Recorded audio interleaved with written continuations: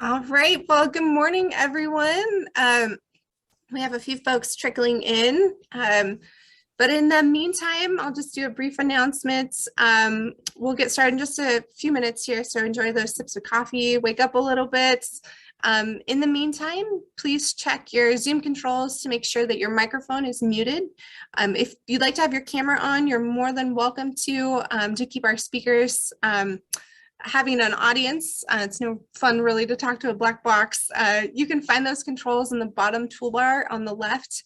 And to get some brain juices flowing and to test out the chat box, please let us know where you're tuning in from. You can find the chat box in the same bottom toolbar in the middle. If you're tuning in from the shop, if you're watching on your phone, if you're tuning in from the fields, maybe you're already on the tractor. If you're sitting in your pajamas at home. So let us know where you're tuning in from. And a lot of places across the Palouse, so it's wonderful to see you all. Thanks for making the time this morning. It is an early morning, but we find that it works best, especially for producers, to have this early morning before they start getting to work.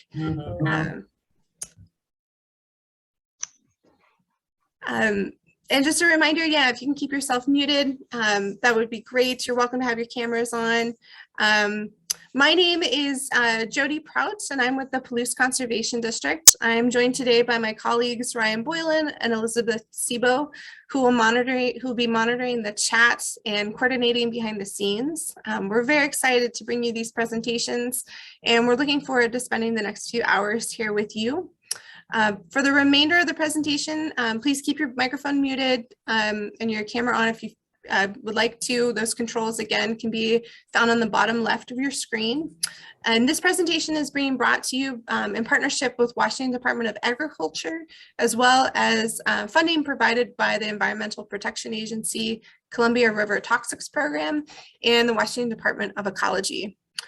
For those attending this event wishing to receive pesticide credits, each participant must have access to a device with a Zoom app installed to answer polling questions. So please keep that in mind. This talk is being recorded, and the recording will be posted on our website and YouTube channel tomorrow.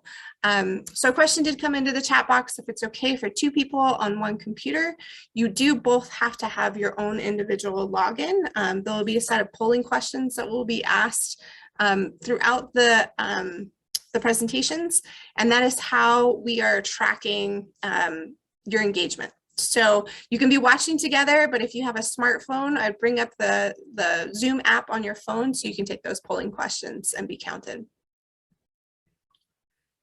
We do have a full schedule this morning, and here's a breakdown of the talks. We're scheduled to go right up to 9 a.m. and maybe a little past that, depending on time. We'll have a break at the end of the hour to stretch our legs before we jump into the next presentations. And again, for those attending to receive pesticide education credits, you must be in attendance for the entirety of the event. To receive credit, each individual participant must be required to respond to a set of polling questions. And so, you'll need to have that individual log on Zoom. And to check for engagement with those polling questions, they're not being graded. There's no wrong or right answer in a lot of those, but you will need to answer those to demonstrate your engagement. I'm going to go ahead and put one up now so we can test the technology and make sure it's working for everybody. So go ahead and see if we can make that happen.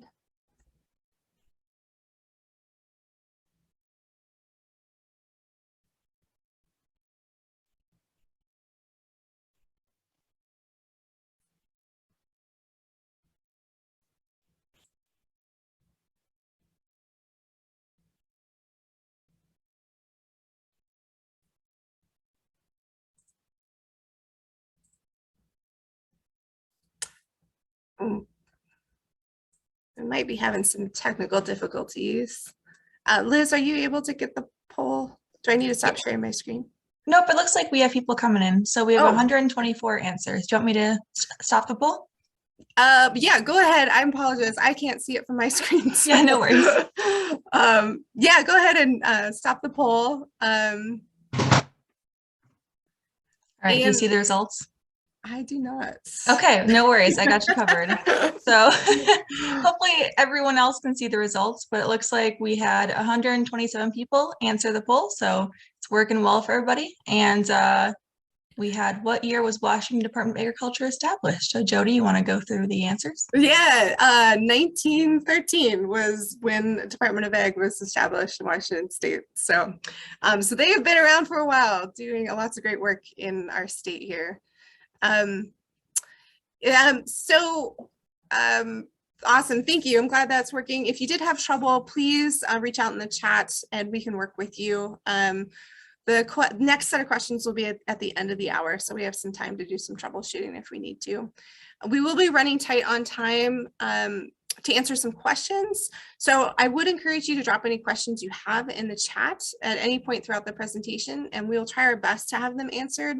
But you will be receiving the email addresses of all the presenters if you'd like to reach out to them regarding questions.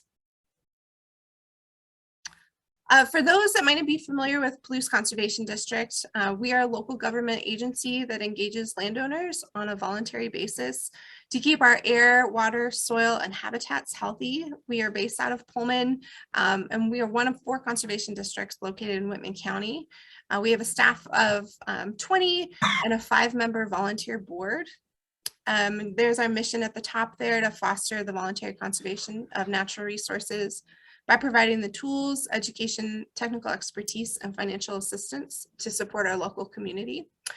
We have several funding opportunities available that provide financial reimbursement for a variety of conservation practices that include direct seed, cover crops, filter strips, riparian buffers, livestock or nutrient management. That's just to name a few. We are currently accepting applications for those interested in trying out direct seed on your operation for a fall seeding.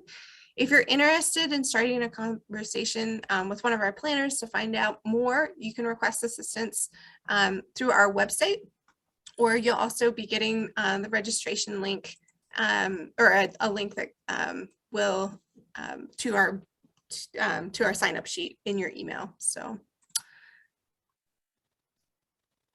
All right, well, we're going to go ahead and jump in. I'm excited to introduce you to our speakers this morning. First up, we have Drew Lyon, and Drew is a professor and endowed chair of small grain extension and research in weed science at Washington State University. He is currently serving as the interim chair of the Department of Crops and Soil Sciences at WSU. His extension and research responsibilities involve weed control in dryland small grain production systems of Eastern Washington, and this includes weed science in crops grown in rotation with small grains as well as summer fallow. Integrated weed management is the primary focus of his work, and his research is primarily applied in nature and conducted mostly in the field. So with that, I'm going to go ahead and stop sharing my screen and hand it over to you, Drew, to share yours. All right, thank you, Jody. And hopefully everybody can see the screen. Looks great, yeah. All right, let me pick, let's see, let me hide the video, hide floating panel. All right, well, I recognized quite a few names there showing up, so welcome everyone. I'm going to talk a little bit about herbicide resistance. It's a topic I've spent a fair bit of time talking about for the last few years. And it's an issue that's becoming only more problematic as time goes on. So I think it's important for people to understand how it occurs, what the implications for how we manage our weeds and wheat are. So I'm going to spend a little time talking about how it happens, what the current situation is in this part of the world, and then talk about some of the management practices we can use to help. I don't know that you can stop herbicide resistance from occurring, but we can slow it down and make it a little bit more manageable. So whenever I start a talk, let's see, this always takes a second for my, let's see. There we go. Whenever I start a talk on herbicide resistance, I always start it with this gentleman. Charles Darwin, and most of you have heard of Charles Darwin, hopefully in a biology class somewhere along the lines. I often ask my audiences, what book is Charles Darwin famous for? And the most common response is On Origin of Species. And that is only partially correct. The real title of the book is On the Origin of Species by Means of Natural Selection, or the Preservation of Favored Races in the Struggle for Life. So people often get hung up on the origin of species. A lot of good arguments over a glass of wine or beer on that topic. But the real discovery, the real scientific theory isn't this, it's this, the process of natural selection. So how species evolve over time. And really there's no debate in the scientific community about the process of natural selection. You can watch it in a petri dish with bacteria, in a jar with fruit flies. Heck, you can watch it happen with a virus called a coronavirus as it evolves over time. So the process of natural selection really there's little doubt about the process. And it's the process by which, although you might call it artificial selection, it is the process by which herbicide resistance occurs. For natural selection to occur, you have to have three things. You have to have a struggle for existence. If life is easy and everybody sits around eating bonbons, you can't have natural selection. There's got to be a struggle to survive. There has to be variation in the population. If every individual is exactly like every other individual, you can't have natural selection occur. And that variation has to be inheritable. So parents have to be able to pass that variation on to their offspring.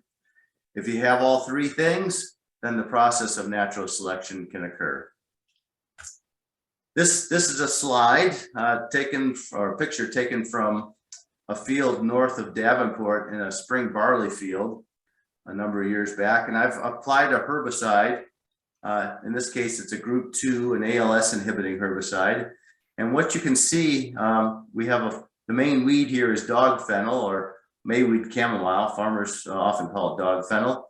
And what you see is this population segregating for resistance. We have some plants that are dead. We have some plants that are looking a little pale or sickly. And then we have some plants that don't look like much of anything at all has happened to them. And if I come back the next year, more of the plants in this field will look like this than they will like this or this, because this plant's going to get bigger. It's going to produce more seed than any of these others. So there'll be more offspring, more seed in the soil seed bank like this than like this. And if I keep putting that same herbicide on this field, eventually almost the entire population will be like this. And that's basically what we're doing in herbicide resistance. We're selecting for the individuals that are resistant to the herbicide we're applying. And if you didn't need a pesticide credit, I could stop there, and that's the story of herbicide resistance. But since you need the credit, I need to talk a little bit longer. So I'm going to kind of give you an example of how this occurs. So this is an example that was actually taken from a real life instance in the state of Washington. Back in the early 80s, some of you may remember a product called Glean Herbicide. It was the first Als inhibiting herbicide introduced into the wheat market. And it was highly effective. And people loved it and they used it. And within 5 years, it wasn't working on several weed species anymore, because we basically moved the whole species to basically being resistant. So this is what happened with prickly lettuce and Russian thistle in the state of Washington in the early 80s. So before you ever apply a herbicide, there is probably an individual out there that has a mutation that confers resistance to that herbicide. So the herbicide does not cause the mutations. Mutations happen randomly all the time. It's basically when your DNA replicates, there's a mistake in the replication and you create a mutation. If the mutation's negative, it dies out. If the mutation's positive, it tends to increase. And if the mutation is neither positive or negative, it tends to exist in the population at a very low level. So prior to Glean herbicide ever being introduced, this mutation is thought to have existed in the population at about a rate of 1 in a million. So that's 0.0001% of the plants in this field had the mutation that confers resistance to Glean before Glean was ever applied. So we go out to this field with this very low level of resistance, and we apply our herbicide, and we get excellent control. In fact, we get 99.99% control, and we are very happy with it. But what we've done is we've kind of enriched the population a little bit. We killed off a lot of the susceptibles. The resistance stayed and started to produce some seed, and the seed bank started to fill up with resistant individuals, but still at a very low number. So after one application, our herbicide works great, and we go out and we say, man, that was a great herbicide. I'm going to put that out again. And we do, and again, we get great control. Now we get, instead of 1 plant in a million, we're up to 2 plants in 10,000 out there now are resistant, but we got 99.98% control, and most people will think that's really good control. But you see, we're starting to enrich the population with resistant ones, as represented by these red plants, and we're putting more resistant seed into the seed bank as we go along, but it's still at a low level. We don't really notice it. And we're going to go out and put that excellent herbicide out another time, which is again what actually happened. This Glean could be used in wheat, and it could be used in fallow, and that's what growers did. They put it out in their wheat, and the next year they put it out in their fallow, and they had really clean fields. So after the third application, we still got 99.7% control. We now have about 2 plants in 1,000 or 3 plants in 1,000 that are resistant, but we don't really notice that. But again, a slow increase in resistant plants and more seed in the seed bank. So we go out a 4th time and we apply it. Now this time, it didn't work quite as well. We got about 96% control. Maybe the weather wasn't right, or I didn't do a great job of calibrating my sprayer, or there was a skip or something. But in general, 96% control, most growers are pretty happy with that.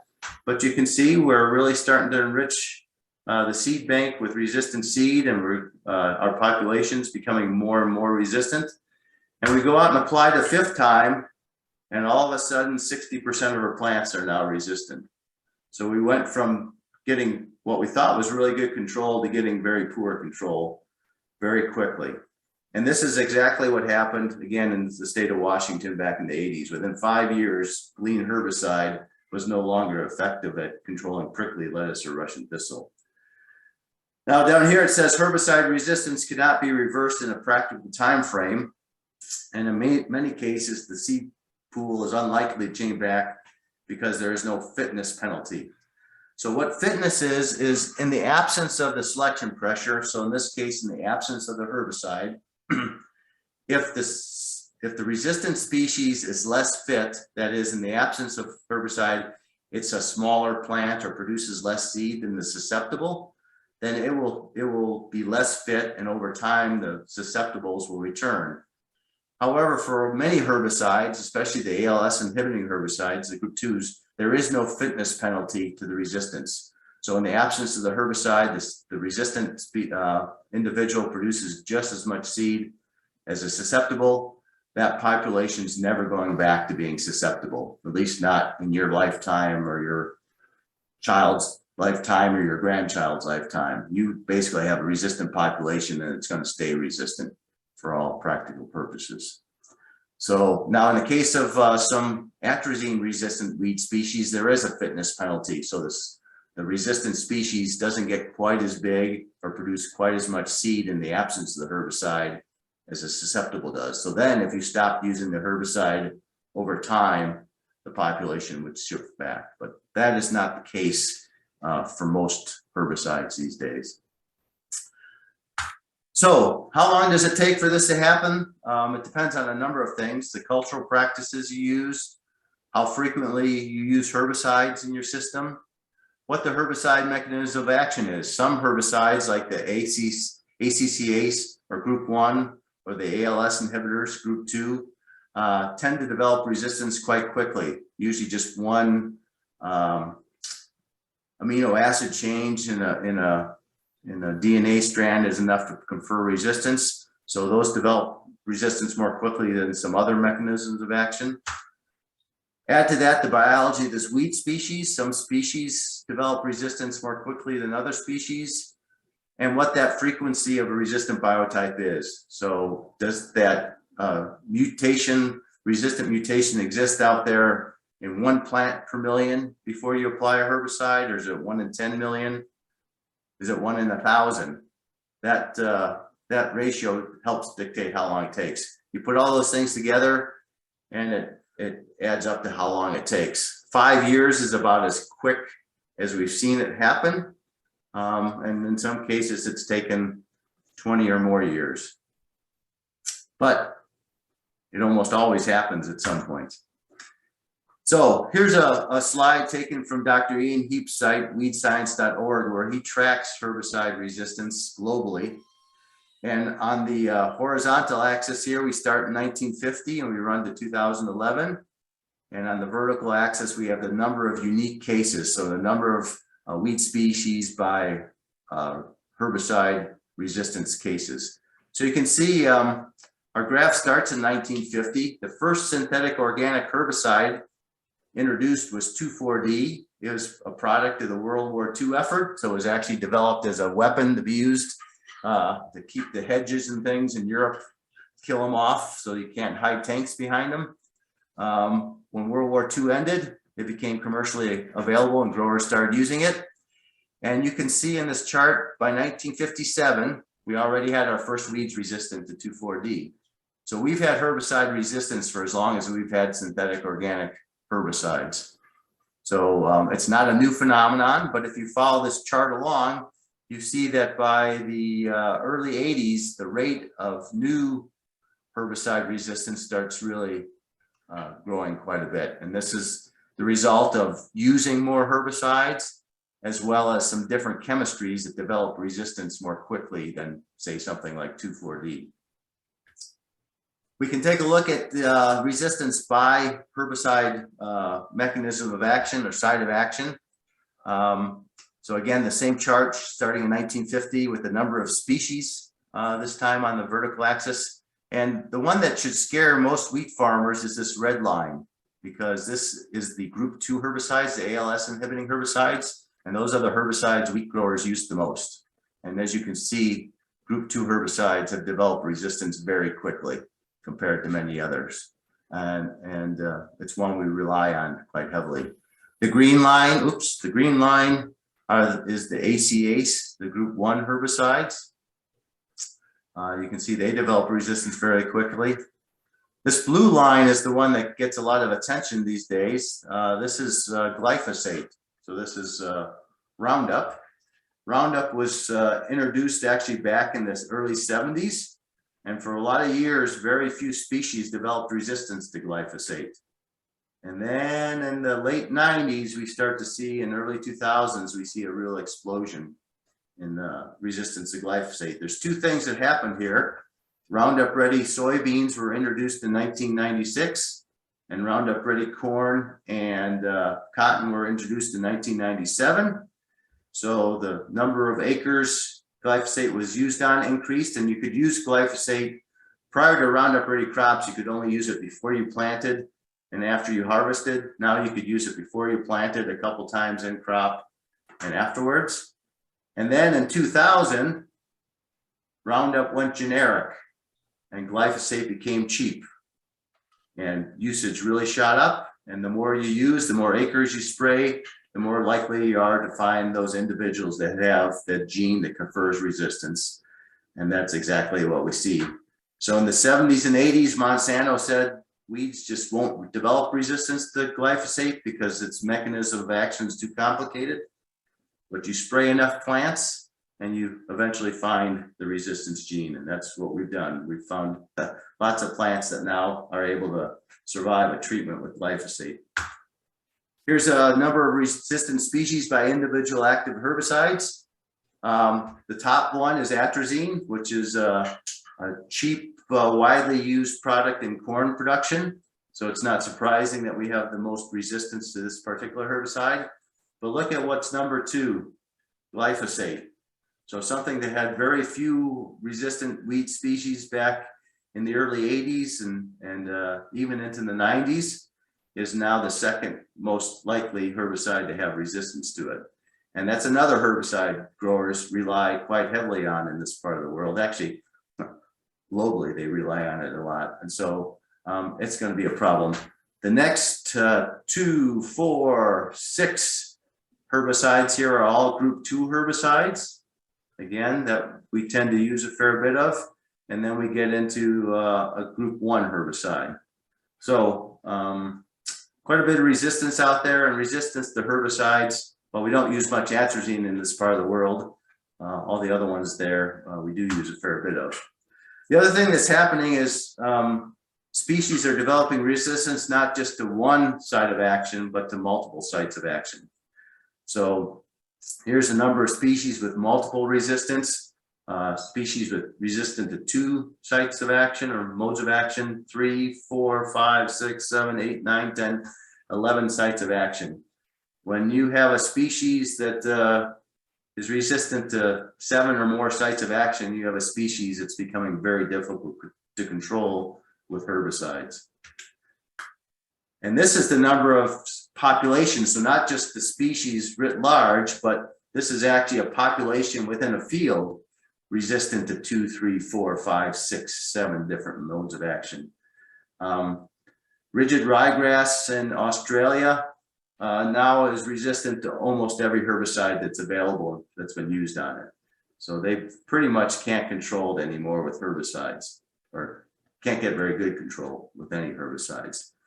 And that's why they're kind of the leaders in finding non-herbicide mode or ways of dealing with weeds. So the current status of herbicide resistance, there's no herbicides with new mechanisms of action in advanced development trials. This might not totally be true. FMC received some experimental products from DuPont when DuPont and Dow merged to form Corteva. I haven't seen them. I don't know of anybody else who's seen them, but they supposedly have it. When I talk to people in FMC, they're a little quiet about it, but if they come out with this, if they're able to actually bring it to the market, it will not come to the wheat market first. It will come to the corn and soybean market first. But in any case, the last new mechanism of action to actually came to market in the late 80s, so over 30 years ago. We have not had a new mechanism of action, herbicide mechanism of action, introduced in over 30 years. There's been new herbicides, but they're in the same mechanisms of action that we've had for 30 years or more. One thing that might explain this, this is a slide that shows on the line here with the squares is the cumulative active ingredient introductions. So new herbicide products coming to the market cumulatively. And then this is a number of issued US patents. So you have to have a patent before you can have a new active ingredient. And you can see back in the 80s and 90s, there were quite a few patents being filed for new herbicides, and there's a steady increase in new herbicide active ingredients. Then in 1996 was kind of the peak of this, and the new patents just dropped off a cliff after that. And the number of new active ingredients really started to slow. What happened? 1996, Roundup Ready soybeans, and then Roundup Ready corn.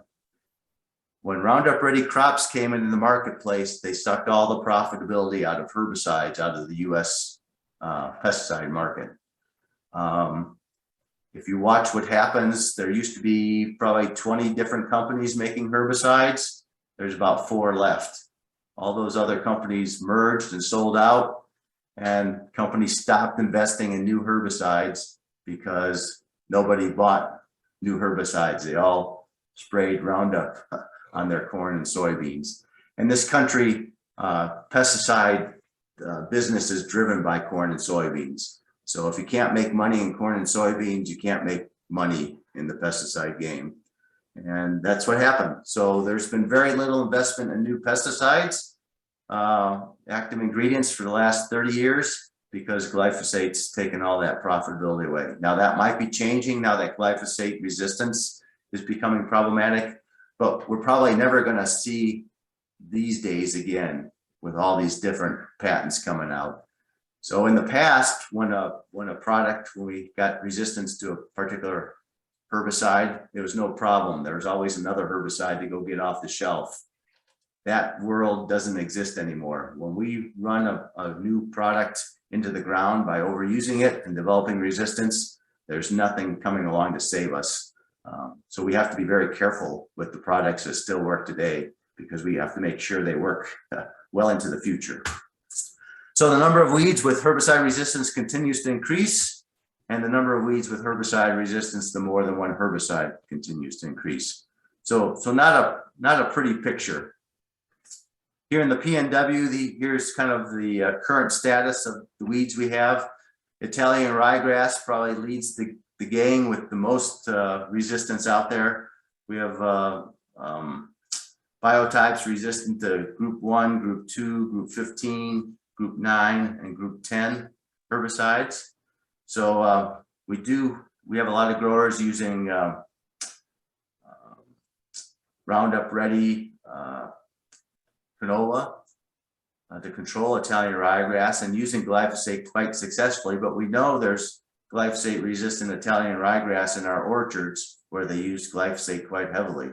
So we know we can select for resistance in ryegrass if we rely too much on glyphosate. Wild oats, another one that's creating issues. In the last few years, I've really seen wild oat population starting to increase in the area as it develops resistance to some of the herbicides that recently were effective. So how do we avoid or delay herbicide resistance?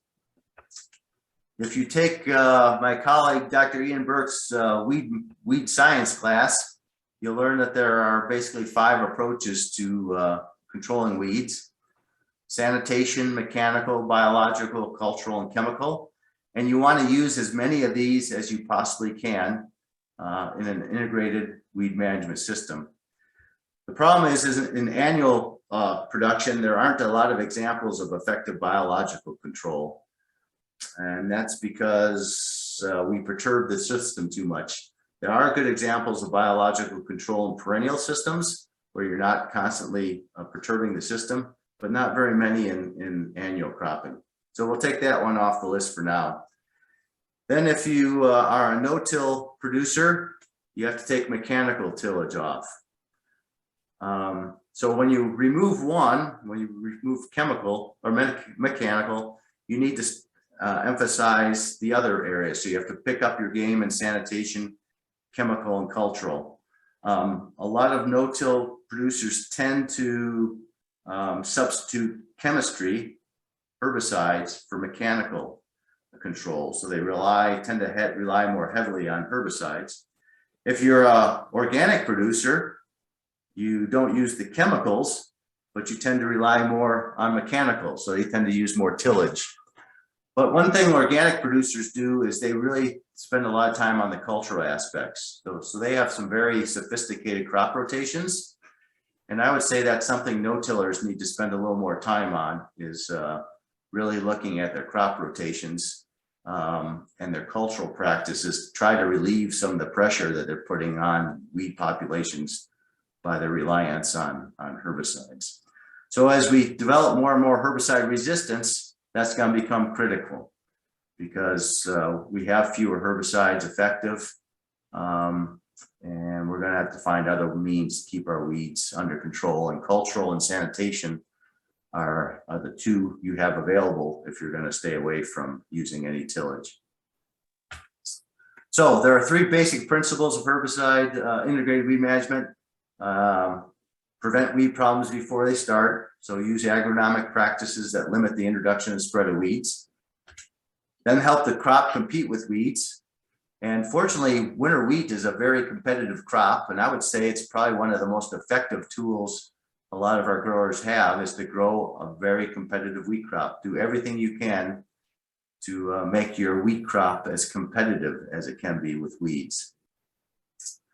And then use practices that keep weeds off balance. So don't allow weeds to adapt.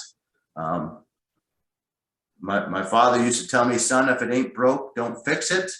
But this off balance thing says you stick with anything long enough and you're going to select for the weeds and the biotypes that are can survive your system. So every once in a while you have to change what you're doing to keep those weeds off balance. So prevent weed problems before they start. These are the things you should be thinking about. Using clean seed. Washington growers are very good at using certified clean seed. Much better than the growers I worked with in Western Nebraska, where much of the wheat seed was what we call brown bagged. Tarp your grain load so you're not dumping weed seeds along the roadside. Control weeds on field edges. Don't let your weeds set seed. If you use livestock manure, make sure you compost it so you kill the weed seeds. And then manage weed seed at harvest and after harvest. And this last one's an idea that really the Australians came up with, again, because of the big herbicide resistance issues they have. They noticed that when they failed to control a weed in the field, and then it came through with a combine, they basically rewarded that weed that they couldn't control by spreading it all over their fields. So they started thinking about what they might be able to do at harvest time to help control that. So most weed seed that goes into the combine exits the combine in the chaff fraction. So they started thinking, what can we do to that chaff fraction to help us manage the weed seeds that are in there? One thing they came up with was narrow windrow burning. So they form a chute at the back of the combine, and they form this narrow chute with the straw and the chaff, and they come back and they burn that. And they get 99% control of lolium, that rigid ryegrass, which is very similar to our Italian ryegrass, and Raphanus is wild radish. And many Western Australian growers use this technique. I remember when I read about it, I sent an email to the guy who wrote the paper, and I said, how do you guys do that without burning the entire field? And his response was very succinct. It was basically carefully. They come back, they burn it at night. So when the humidity's up, wind speeds are down. If you want to go Google narrow windrow burning, you'll see a bunch of Aussie video of these fields being burned at night.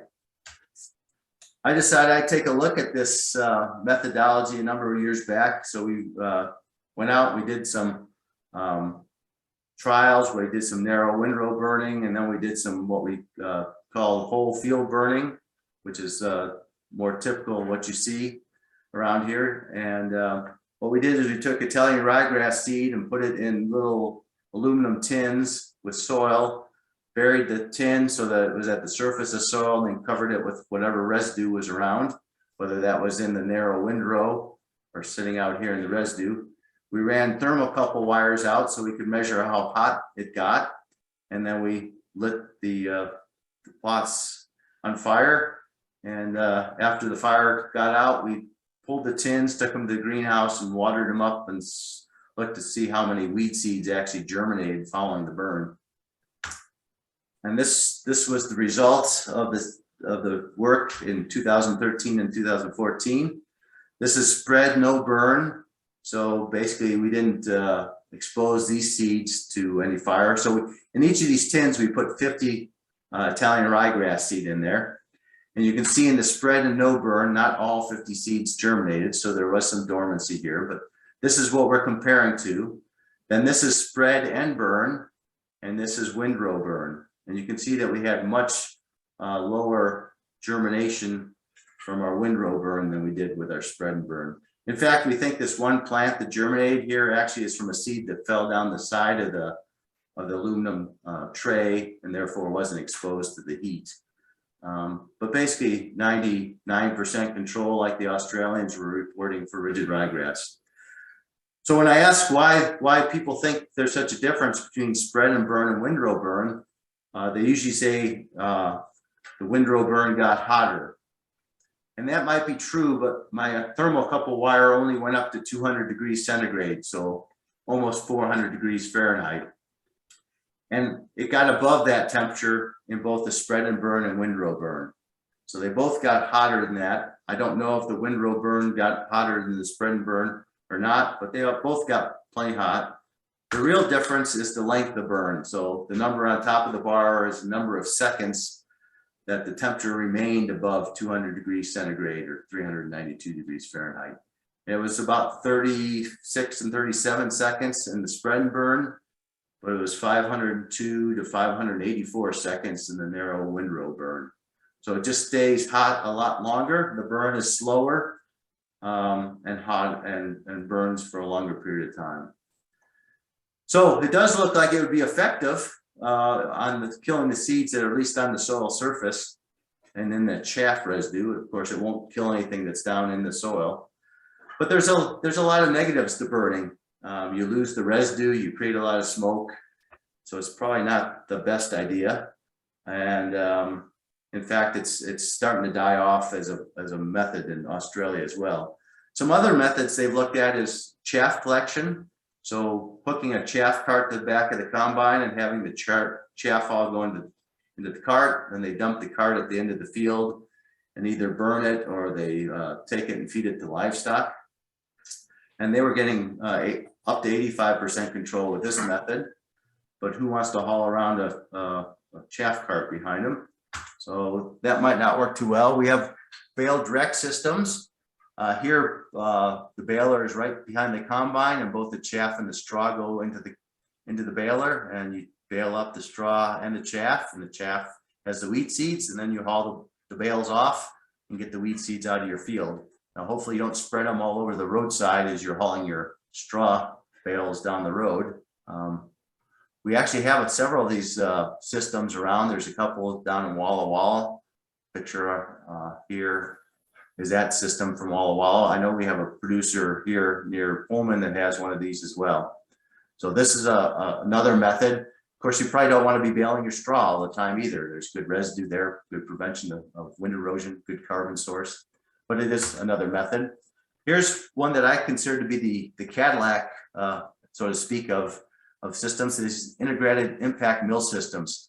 This is a seed terminator and a combine near Pullman. Basically, the chaff is all directed into this mill system. These paddles spin around really fast. They basically slam the wheat seeds multiple times against these bars and basically kill off the weed seed, and then you just spread it back on the field. So you don't remove any straw, you don't remove any chaff, you destroy the seed. There's nothing you have to do after harvest. You don't have to pick up bales, you don't have to go back and burn. The drawback to these systems is they're kind of expensive, both the purchase and they require a fair bit of power. And so you have to put them into a bigger combine, and they use a little bit more fuel than you'd use if you didn't have one. But really nice systems coming out of Australia, and now there's some systems out of Canada as well for doing this. One that's starting to catch on in Australia is chaff lining. It's catching on because it's so cheap. I talked to a farmer over there, and he said all you need is some scrap iron and a welder in a few minutes, and you can make put the attachments on here to form this narrow line of basically all chaff. The wheat seeds in here. This is a terrible environment for wheat seeds to germinate in. And if they do germinate and survive, they're competing with each other in this narrow row, and they're not competing so much with your crop out in the field. Plus, if you have a bad weed problem, you can come back and just spray this narrow strip where the weeds are. So a lot of advantages this system. And again, low cost. You create a baffle system up here to keep your straw and your chaff separated. And then here's the chute where your chaff goes down and then forms a line here. One step up from this is chaff tram lining. Here they take the chaff and they move it out over the wheel row. So a lot of Australians use controlled traffic. So they drive the same wheel tracks over and over again, all their machinery sized in the same increment, so they can drive the same wheel track. So they drop the chaff in the wheel track, which is even a worse environment to grow in because you have this compacted soil. And now you throw all the chaff and the seed on it. A little more expensive because you have these conveyor belt systems versus this, but still quite a bit cheaper than the impact mills. And again, you're keeping all the straw and the chaff on your field. You're not burning it, destroying it, needing to come back to do anything later. So these chaff lining, chaff tram lining might be an option for people who want to give harvest weed seed control a try without spending a huge amount of money. One of the things that has to be true for this to work, though, is that the seed has to be in the head at the time you harvest so it can go into the combine. If the seed's all shattered on the ground already, it's not a method that's going to work very well. And unfortunately, for at least Italian ryegrass, it seems like the majority of the seed is shattered by the time we get to harvest. So a research associate, Mark Thorne, who works in my program, kind of tracked Italian ryegrass seed shatter at several sites around the Pullman area from about the time he thought the heads were full of seed until August 1, a few days before harvest. And he saw a fairly rapid decline once we get into the middle to late July. And by August 1, 50 to 60% of the seed was already shattered. So you'd still get some of the seed, but unlike in the Australian system where over 90% of the seed is still in the head of rigid ryegrass at harvest, we have only about 40 to 50%. Downy brome seed retention. This is some work that Judith Barrasso did down at Pendleton, Oregon. She looked at downy brome seed retention at a number of sites over a number of years and related how much seed was on there based on growing degree days. I find this chart a little easier to look at. Seed retention on July 15th, which she was calling kind of close to harvest. And what you see with downy brome is it really varies. In some years, tend to be dry years or dry locations, as little as 4% of the seed still in the head. But in other locations, wetter sites, almost 90% of the seed was still in the head. So there might be an opportunity for harvest weed seed control to be fairly effective on downy brome, but there does seem to be a lot of variability. The average across all these sites was 43%, so not too far off the Italian ryegrass, but again, quite a bit of variability there. Farrow rye seed was one that might work a little better, a little more consistent, 54% of the seed overall, as high as 70. This makes a little sense because farrow rye is basically rye that's gone wild and is becoming weedier with time. But rye is a cultivated crop, and you don't want your seed shattering from a cultivated crop. And so it tends to hold its seed a little better than some other of our more weedy species. So again, there might be some options for harvest weed seed control on some of these weed species. And then we want to choke out weeds. This is where you do everything you can to grow a competitive wheat crop. You know, high seeding rates, get your fertilizer where your wheat can use it, well-prepared seed bed. I've put out a lot of herbicide trials in my 30 plus years, and a herbicide always looks better in a good stand of wheat than it does in a poor stand of wheat. So growing a good competitive crop is a big part of weed management. And I'm putting less pressure on your herbicides and therefore developing less herbicide resistance. And then do not allow weeds to adapt. Use crop rotations, select crops with varied seeding dates, varied life cycles, so winter crops, spring crops.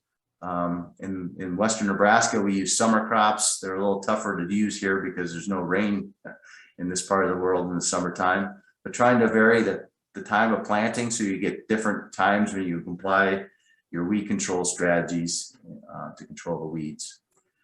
Rotate or combine herbicides with different mechanisms of action and activity on the same target weeds. I think the days where we can rely on just a single herbicide to control our problematic weeds are fast coming to close. We're going to have to start mixing and combining and double hitting these weeds with multiple herbicides to keep them under control.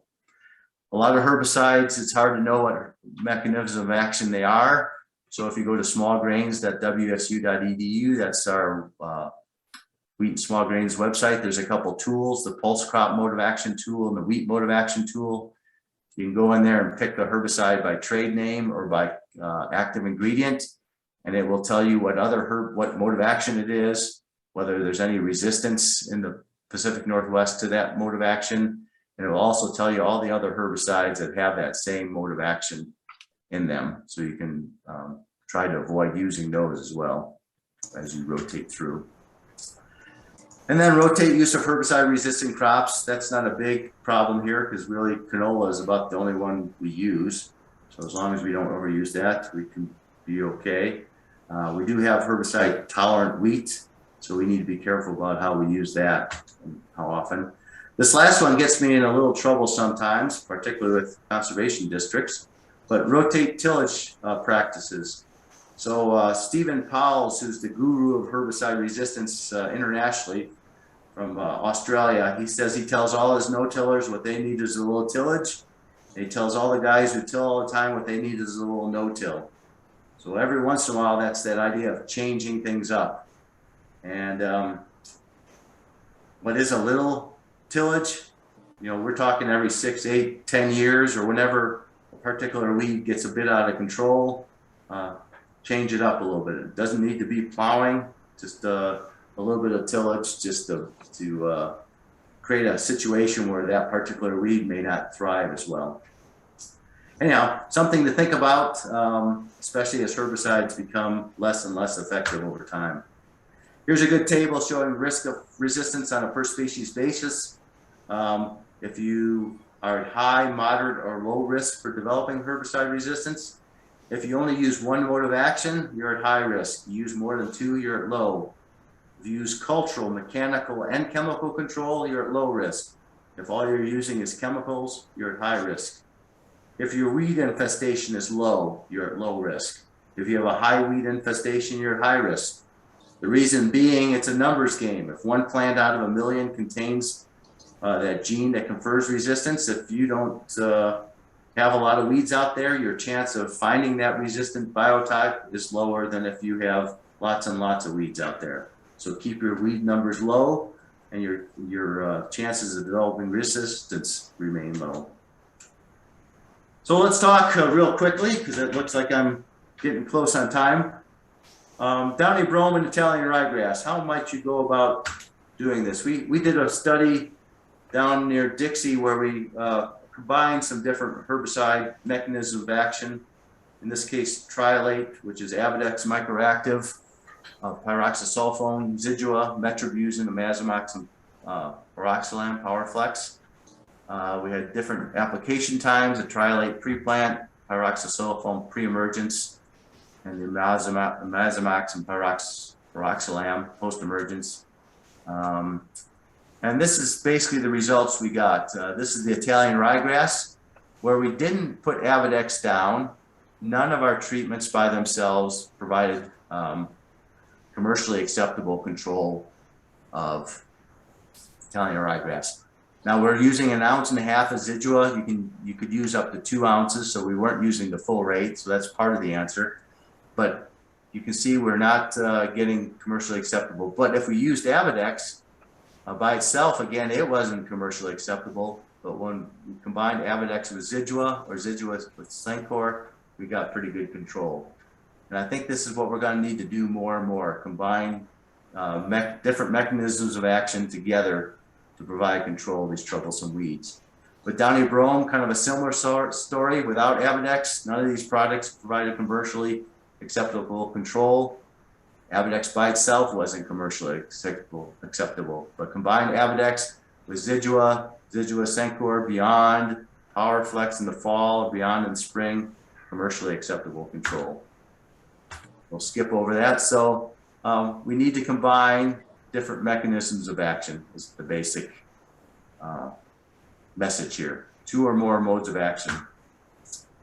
So this might be a good time for a poll, Jody or Elizabeth, whoever's giving our poll.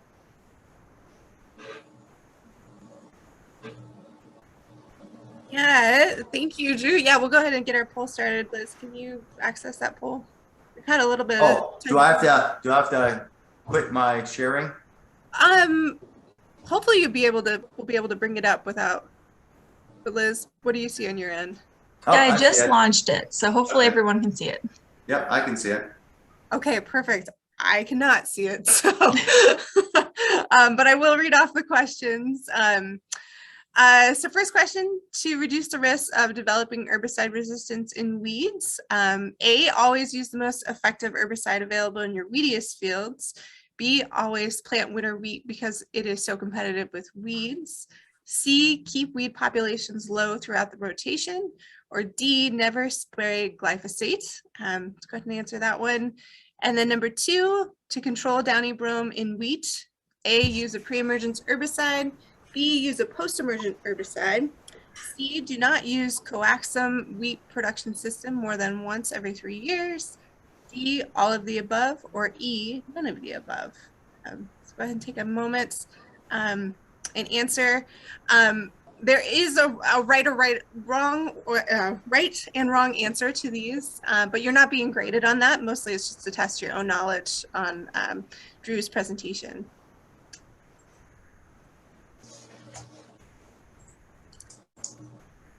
All right, and then when things start to slow, Liz, if you want to share the results out. Sure, I'll give it one more minute. Looks like we still have some people answering the questions.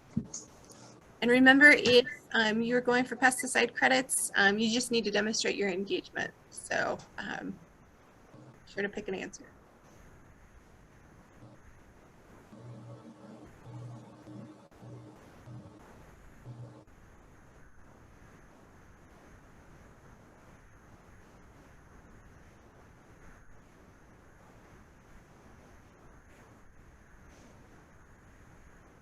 All right, looks like we still have maybe 30 people who haven't responded. Jody, you want me to close it down or keep it open? We can keep moving forward. Okay. Yeah, and close it down. All right. So I'm running out of time, so I'm going to do this, finish up real quick. I just want to mention the Coaxing wheat production system because there's a lot of interest in this. Basically, this is a wheat system where the wheat has a gene for resistance or a couple of genes for resistance to aggressor herbicide, quizalofop, and it's being used to control downy brome and rye, primarily farrow rye, and it's very effective. However, let's see. This is some work in downy brome where you can see aggressor herbicide at whatever rate reviews provided excellent control of downy brome. It also did excellent control of farrow rye. But I'm afraid that if we overuse that system, we're going to quickly develop resistance.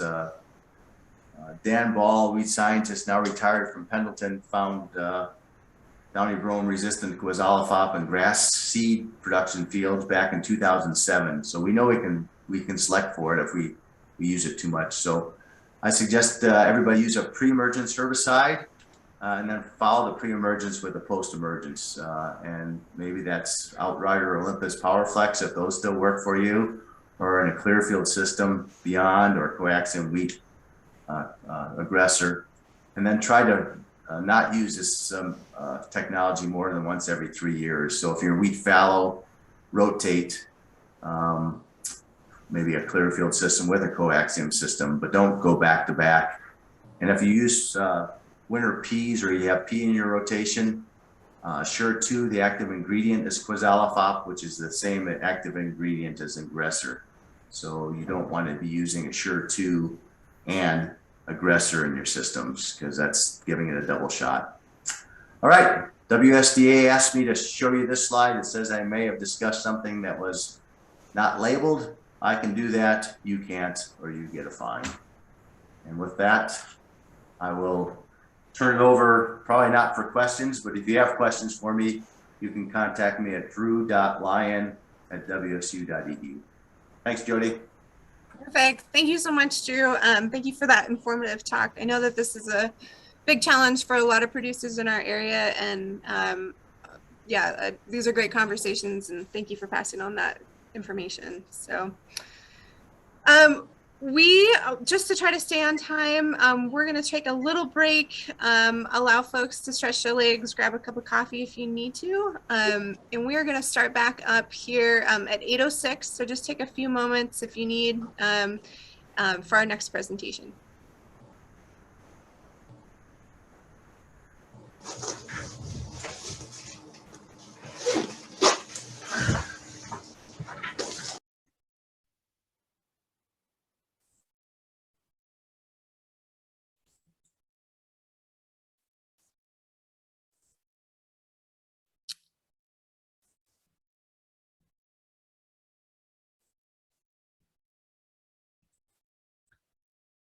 And Joe Hoffman, if we have you on the call.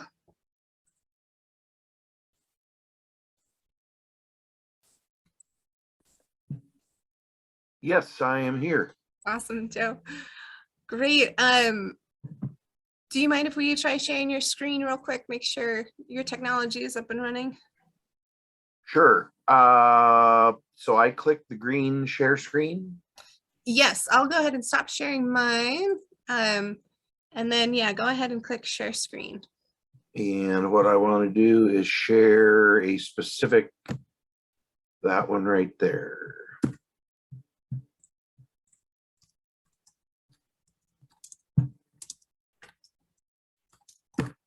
So does it now show a full? Perfect. Yep, that looks great. Okay, see, when I have it up, I can no longer see the screen. Oh, So gotcha. I do see right at the top the mute, start video, and whatever. So let me check my. You wanted us to have our video running when we were talking. So. It's totally up to you, Joe. Whatever you can do with your technology. I know we can see you. I can see you now. So There we go. okay, great. Okay, do you want me to stop the share now or?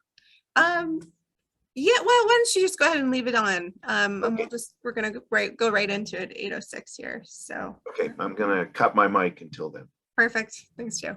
Thanks.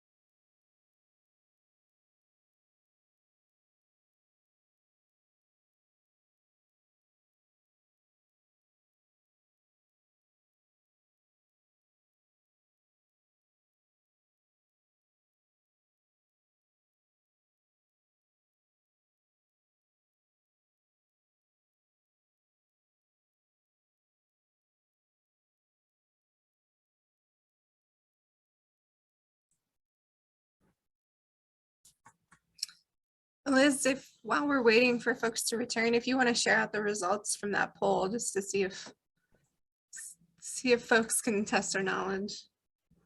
Can do. So looks like people got it pretty correct. The number one answer at 72% for the first question was C, keep weed populations low. And for number two, the number one answer was all of the above. Awesome.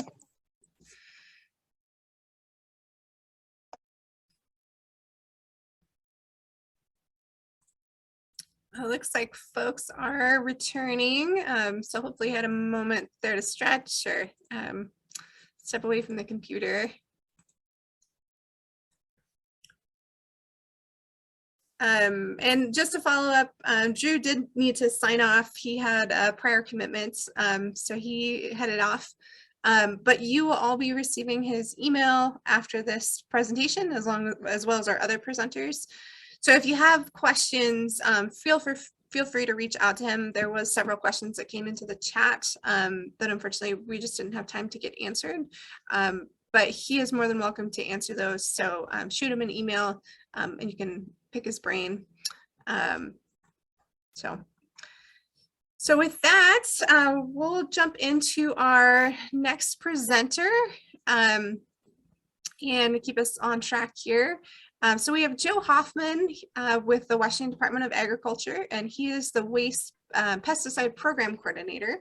He was raised on a farm near Kettle Falls, about 30 miles from the Canadian border, north of Spokane, and obtained his Bachelor of Science in Agriculture from Washington State University in 1984. He started working for Department of Agriculture in 1985 as a pesticide investigator based out of the Yakima field office. He's been involved with WSDA pesticide disposal program since 1988 at its inception, and has been the program's coordinator since 1991. He is the founding member of the Pesticide Stewardship Alliance and is dedicated to promoting product stewardship and helping people solve their pesticide disposal issues. So with that, I'll turn it over to Joe. Take it away. Okay, good morning. Is my voice coming through? You sound great, Joe. Okay, wonderful. Okay, well, good morning, everyone. I have about 20 minutes here, so this will be a quick presentation, but what we want to do is a quick discussion of our disposal program. And we are planning a pickup of pesticides in the Palouse region, and that will be the middle of May.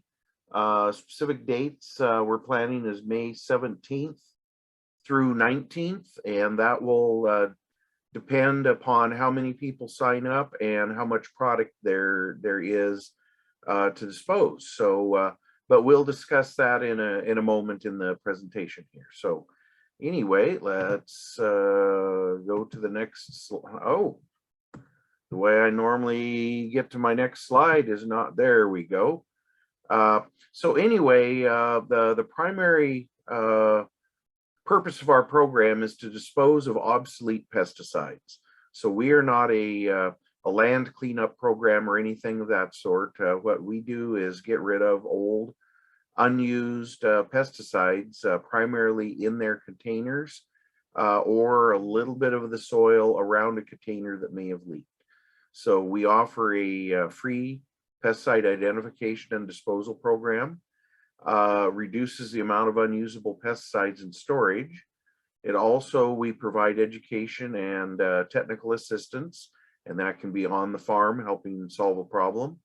And just a reminder that the on-farm burning or burial of pesticides and their containers has been prohibited in Washington state for over 40 years. So another route is needed for that.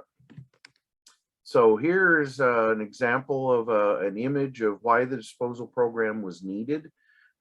This was taken in the late 80s, was actually up in the Okanagan area, and the landowner that owned this building did not live in the state, had not been to the property for some time, and people in the area, it was an unlocked shed, and they began to realize, hey, this is a place we can move stuff to and get rid of it. Nobody will see us and so on. And so anyway, the person, unbeknownst to them, over a decade, it accumulated a bunch of unwanted chemicals from neighbors, was the best way to describe it. I have no idea who did it, but you could tell the timing here where we have the metal cans of Cystox and whatever, that this is an old photo.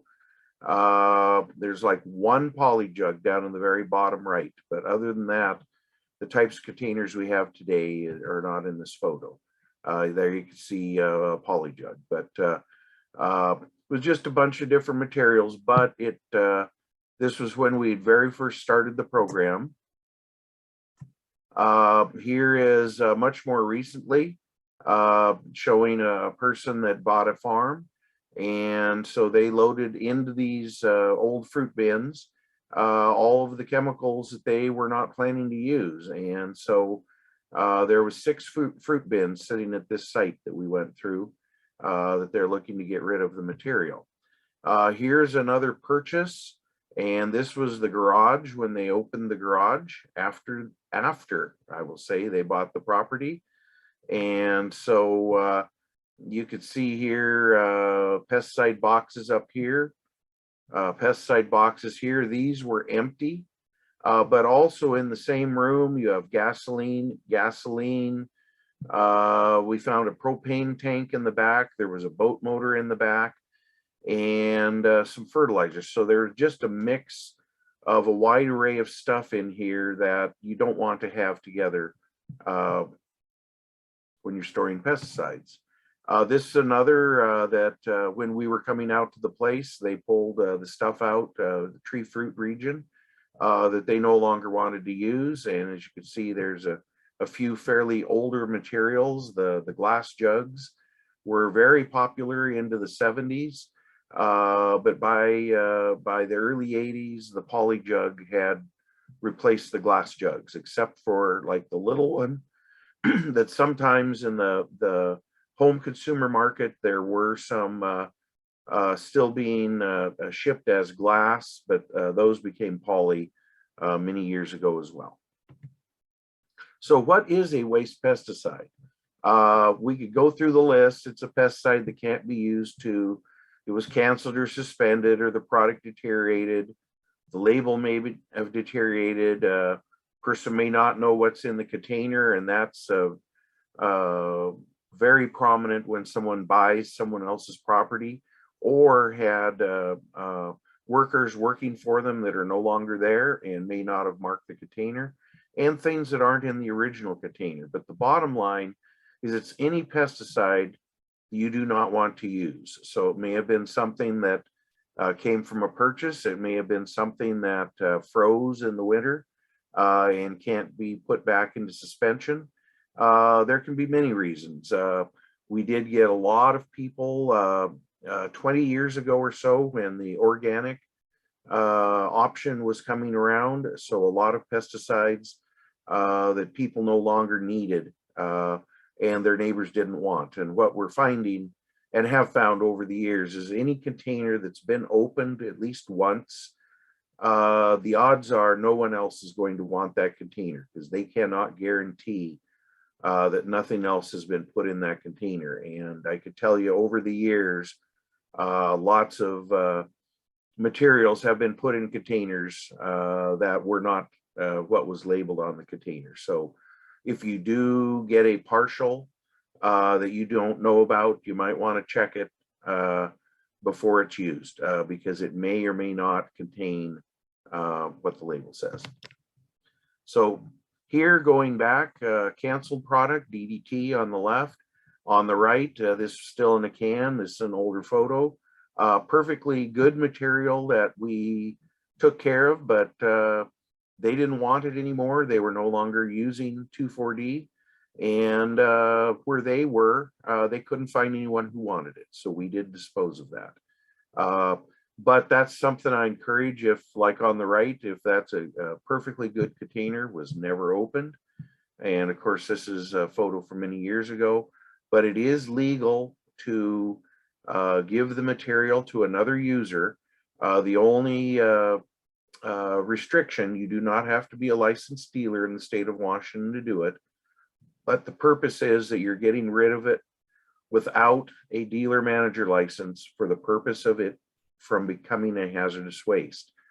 Now, in this case, 5 gallons of 2,4-D would require a pesticide license. So that is the requirement. If you have something that requires someone to be licensed in order to purchase and use it, then the only way you can give it to them is they need a valid license. But that is the one exemption from becoming a pesticide dealership in order to get rid of a few containers that may still be sealed. So we have materials that weren't in the original containers, like on the left, they had a kid around, so they had put their bag of DDT in the bucket, put a skull and crossbones on it, and then left it for us. We came and picked that up and disposed of it. On the right, some 2,4,5-T that had been put in a poly jug, no label, nothing there, so we got rid of that. Then we have, and they can come in all sizes. So up in the top left is an IBC that it was a property transaction. There was no label on it. They had no idea what was sitting out back. So they could come from small all the way up for unlabeled. Then on the right here, labels deteriorating, and that's just many, many years, and moisture will do that. And you can see they're all old things, old 5-gallon cans and so on. And then containers are deteriorating, and that's from that photo I showed earlier of the material has been sitting around for a long time. So we also get materials that in some places, this was a place where the grower farmed there until in his 90s. The one thing that he had a habit of doing is using his old coffee cans to put everything in. So when we went through the storage shed, the first coffee can we opened up had nuts and bolts in it. The next one had something else. Well, then this one turned out, oh, there's a bag. Let's see what it is. It turned out to be an old bag of Foskill, parathion. And we ended up about half of the cans in the place had some type of old bag of pesticide residual. You know, this had maybe a half a pound left in it. But anyway, so we find all types of situations when we go out to give somebody a hand. Here's one that this bag of DDT, as far as I can tell, this may be the oldest one that we've collected. So this was before there was USDA reg numbers. It doesn't even have the, there's a code 72 on the top, but this bag did not have a California spray code on it, which was quite surprising in that this did come from Niagara, Richmond, California, was where this container came from. But it did not have even a California spray code on it. So that's why I say it's likely the oldest, as DDT was not available for public use until after World War II.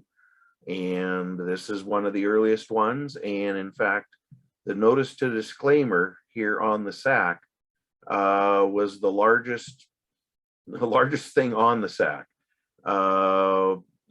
Greater than the directions that were on the back or anything of that sort. So notice of disclaimer.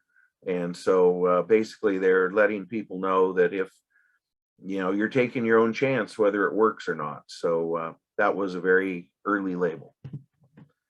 Here from old labels, this is one of my favorite. It's a container, was made for the home consumer market, but of calcium arsenate. And so on the left is the front of the label. On the left is on the right is the back of the label, I'm sorry. And then here is the picture of the PPE. So, you know, this is a label from the 1930s. And whoever drew this image, this same image was on many different containers from the Acme Chemical Company. And that was, let me go back, was the Acme. So this is about the time I think Wile E. Coyote was getting in business. So, but anyway, some of these old labels have interesting information on them. While you have poison on the front of the label, on the back, you're spreading the material with bare hands and thoroughly remove all trace of bait. Of course, the types of gloves we have nowadays did not exist then. And then you get things put in their own containers by someone. So here is a Quaker Oats container that had DDT put in it. Dicofol Kelphane was put in the Hill bourbon barrel, but my favorite of these was this one here, the parathion that was in a Jim Beam container, because here at least it had a label rate of 2 tablespoons to 3 gallons of spray. So fortunately, these are older photos. We don't see this very much anymore, which is good. But when we got our program started, this was not an uncommon thing to find, you know, just like the coffee cans and so on, to find containers that had pesticides in them. At least these were clearly marked that, you know, it's not whiskey. This one here, they had written the Vapotone on it, but when we opened it up and checked it, that indeed was DDT. So what to do with your unwanted pesticides? The waste stream can go from unusable product and unwanted products. Those are the types of things that a lot of times is out of the person's control. Maybe the product doesn't work for that purpose anymore, or they found something a lot better. It was like back in the days when Roundup, glyphosate came on the market. There was a product called Dowpon that was out there. Well, the glyphosate worked so much better that no one wanted to use the other product, and it was a powder that you had to keep the agitator going in the tank at all times or it would settle out. And it would turn your weeds brown, but you usually had to come in with mechanical tillage to finally kill the weed, whereas the glyphosate, 2 weeks later, it was done. So those are products that, you know, nothing went wrong with the product. It's just something much better came out and replaced it for efficacy. But the rest of these are things that people can control themselves. Excess tank mix, proper planning so that a person doesn't have that. I do know that sometimes the weather can come in, but usually after a day or two, the person is back out and able to finish the application. So excess tank mix should be avoided through planning and calculations. Same thing with spill residue. Unrinsed containers, they should be rinsed at the time of application. And then the wash water from an application tank should actually go back out. And the best is if a person has a water truck with them out at an application site, is to use some fresh water and wash the application equipment off in the target site. That is the best place to do it, not bringing it back to the main farmstead. And rinsates, the same thing, as those should be internal rinsates, can be used in the next application or the last application of the bunch. Those also, since the target area was where you intended to apply, that is where EPA will allow you to spray your rinsate out, is back on that target site. So those are things that you shouldn't be accumulating back at the farmstead. Rinsates, a person can accumulate those, but if you do, make sure the container they're put in gets marked as to what got put in there and what date. And my suggestion is usually to just put a copy of the application record on the container, and that way you know exactly what you mixed, what rate, and that's same for excess tank mix that may have needed to be kept throughout the winter. So to participate in a pesticide collection event, people should contact the department whenever they need disposal. Do not wait for the announcement of a collection event, because these days we have collected a lot of pesticides out of the state. So our pickup locations and our events these days are more now planned depending upon area needs and where people have contacted us that they need disposal. If a person is submitting an inventory, to try to submit it to us at least a month before the planned pickup or collection date. We have multiple projects that we run every spring and fall. And so as we're getting one finished, the next one is in the middle of the process and the other one is getting going. So we have to submit a lot of data to the contractor, and any place that they may be going out to pick something up, they need to approve that at least 2 weeks prior to the date that they drive their truck out to the site. If we're having collection events where someone's coming to a collection site, then we don't have that 2 week notice for the contractor on locations, but we still 10 days ahead have to get the data in so that they know what they're going to deal with. And also contact us as soon as you can if you have drums or totes with unknown chemicals. In that, we have to identify these before disposal. So how to participate: a person can visit our website or submit inventory, can call or email us to request assistance. And as I mentioned, we schedule these based upon customer demand. So this is an example of our website, agr.wa.gov, and then /waste pesticide. There's no space between the two words there. This is also on the Palouse Conservation District's website. So this is just a quick example of an inventory form where in the front page a person puts their information or farm information, where to mail something to them if we're sending out bags or what have you. If we're coming out to the site, we would need a physical address, contact information, and For collection events, sometimes we can send out clear bags so that when you're transporting, the materials are safely transported in the back of a truck. But if we're coming out to do the collection project at your place, then we don't need to send those out ahead of time. This is an example of a form filled out, name of the product, active ingredient. And now here, in this case of this form, the person, all the containers had everything, except this last one. There was an unknown. So when a person has an unknown, just write unknown, name of product, but still put how much you have total and the condition of it. Same thing here. This is a gas, a little methyl bromide container. Was 1 pound. So just they marked G for gas, liquid, dry, and gas. 1 pound canister. Here's a partial drum.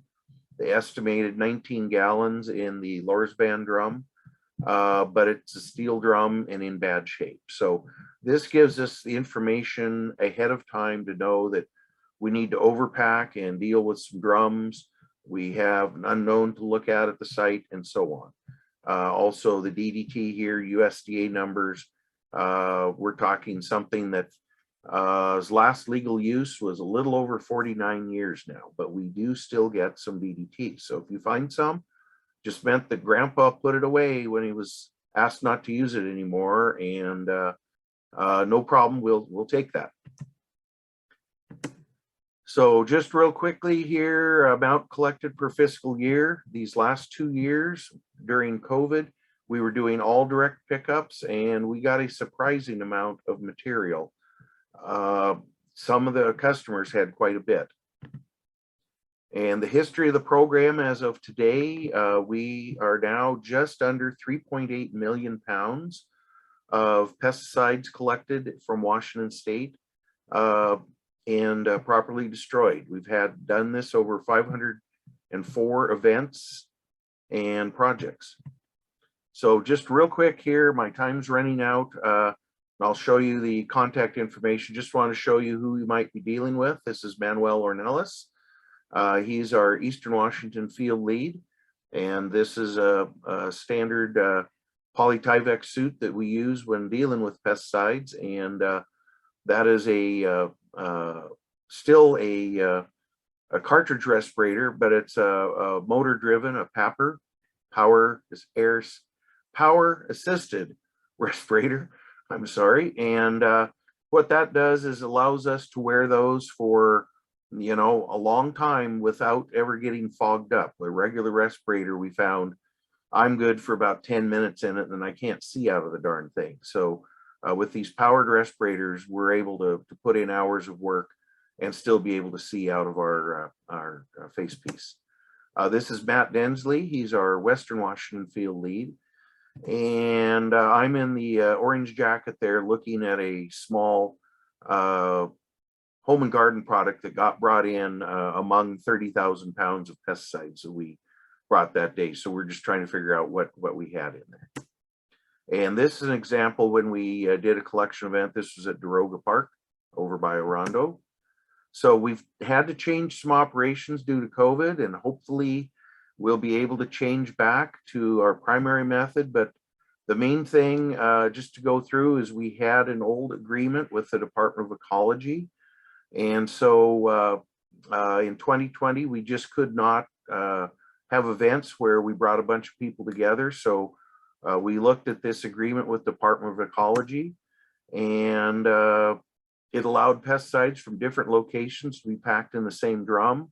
It also allowed direct pickup from customers where a few others were located. So with the discussion with them, it allowed our expanded direct customer pickups.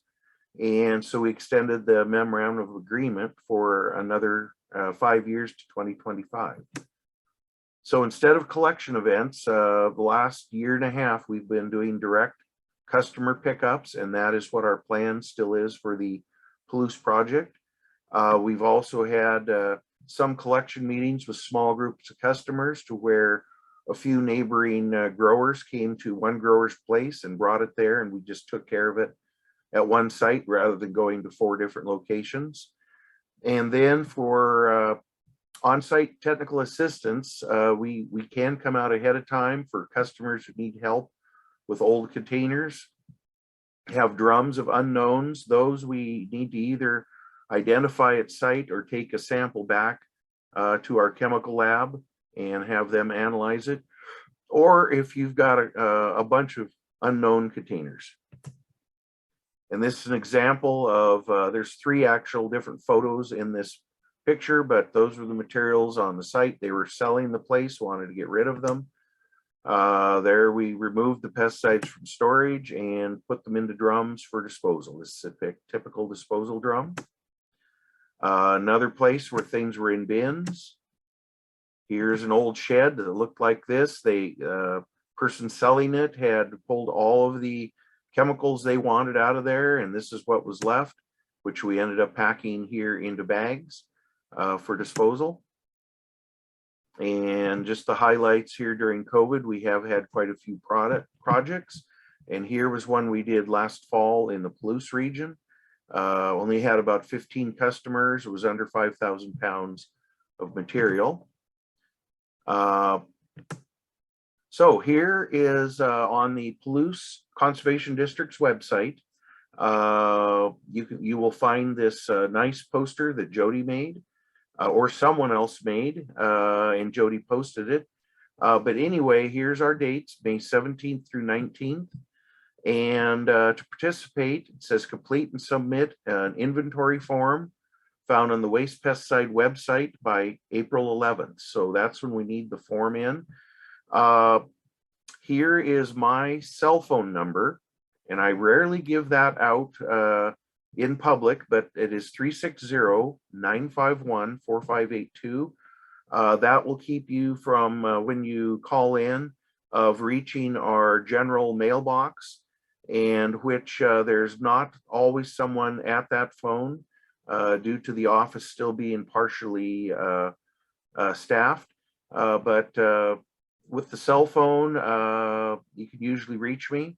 Our email is wastepesticide@agr.wa.gov. So that's backwards from our internet address. But anyway, this poster you will find on the Palouse Conservation District's website. And it also has the links on that website that you can click, and it'll take you to, you can go download our inventory forms.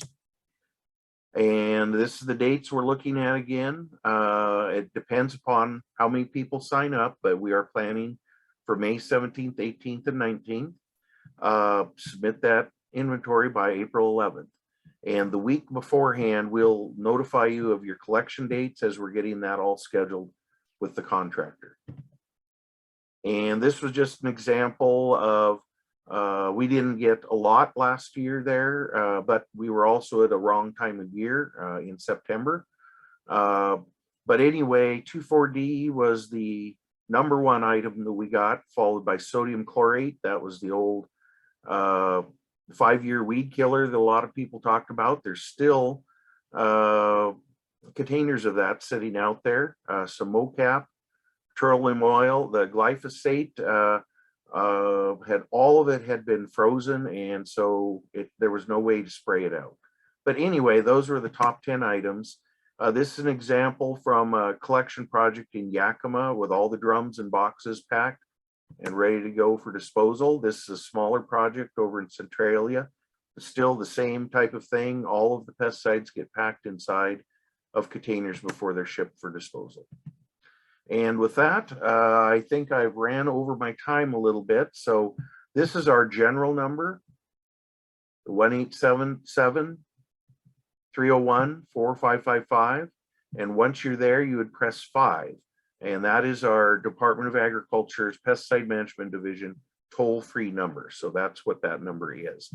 But also my cell number, you could reach 360-951-4582. There again is our email. And just to let you know, for container recycling, Agriplast is still doing the free pesticide container recycling for poly containers. Those 55-gallon drums on down to your little pint containers. And the best way to reach them is by this phone number, 503-390-2381. That is down in Brooks, Oregon. That is their main office, but there's usually someone around that telephone all the time. Where your containers will be recycled, they have an outlet out in Eltopia, north of Pasco, and that is where they run out of for Eastern Washington. So thank you very much, and I will stick around through the rest of the presentation. And I do respond to this email as well. So you can always send a question to me there if there's no time for questions at the end. Thank you much, Jody. Awesome. Thank you so much, Joe. Great information there. Hopefully you guys can all take away some info. It was pretty interesting to see those containers. You will get an announcement in the email that'll be coming out about the Palouse pesticide collection event in May. So yeah, if you're interested in that, there'll be directions on how to sign up. Again, Joe's email will be included in that as well. So if you have specific questions, I know we had a few that came in. So thank you so much, Joe, for sharing that. Liz also just put the link in the chat to that announcement. So we are running a little bit behind on time this morning. We will be going over 9 o'clock. So just to put it on your radar, probably we're going to aim for 9:10 to be ending. Our next presenter, Abigail Nicholson, she's an environmental specialist with WSDA in the Natural Resource Assessment section.